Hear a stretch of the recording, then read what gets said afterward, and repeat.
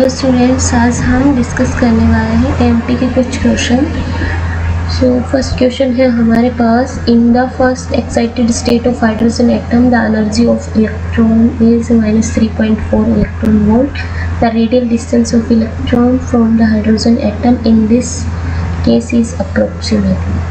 हमारे पास क्वेश्चन में क्या गिवन है, first excited state means n equal to 2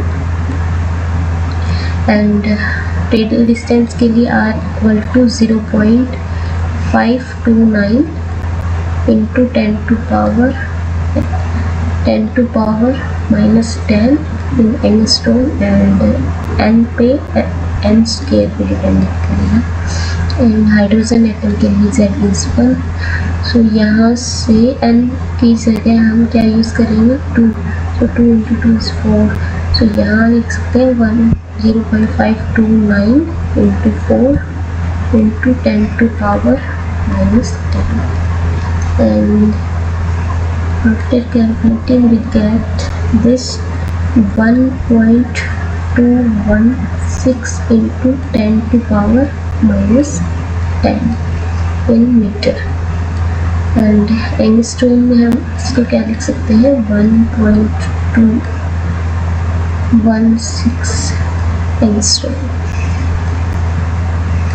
So next question है हमारे पास, the particle of mass m is moving around the origin with a constant force F pulling it towards the origin. If the Bohr model is used to describe its motion, the radius r of nth orbit and particle of speed v in the orbit depend on m. So question में given है F pulling it towards the origin. So force को हम क्या लिख सकते हैं, यहाँ से F equal to mv square upon r।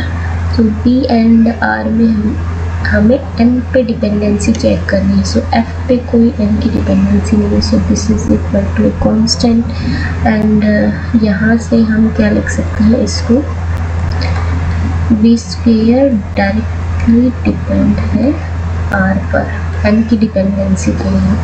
And हमारे पास क्वेश्चन में क्या गिवन है, बोर मॉडल। सो इसके लिए angular momentum L equal to mvr and ये किसके equal, NH cut means NH upon 2 pi. तो यहाँ से हम r को क्या लिख सकते हैं, इस इक्वेशन में r को लिख सकते हैं v स्क्वायर। तो यहाँ से ये बन जाएगा हमारे पास mv into V square, so V cube and ये this is equal to NH upon 2 pi. अब हमें केवल n पे डिपेंडेंसी चेक करनी है। सो यहाँ से v directly proportional to n पे 1/n की पावर 1/3 पे डिपेंड करेगा एंड r की डिपेंडेंसी यहाँ से डायरेक्टली प्रोपोर्शनल है v square. So r equal to v square means n की पावर 2/3। सो ये r की डिपेंडेंसी एंड ये n की dependency.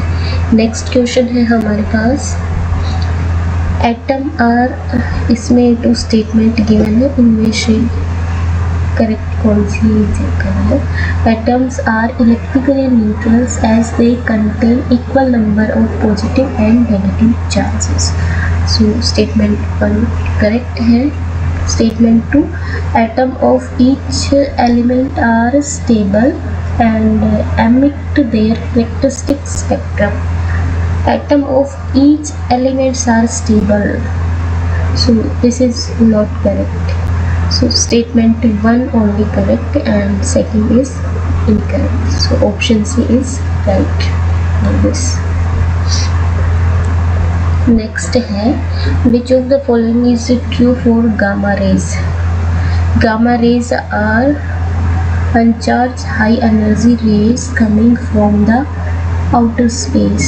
This is not correct. Second option है, the gamma rays are high energy rays emitted by radioactive element.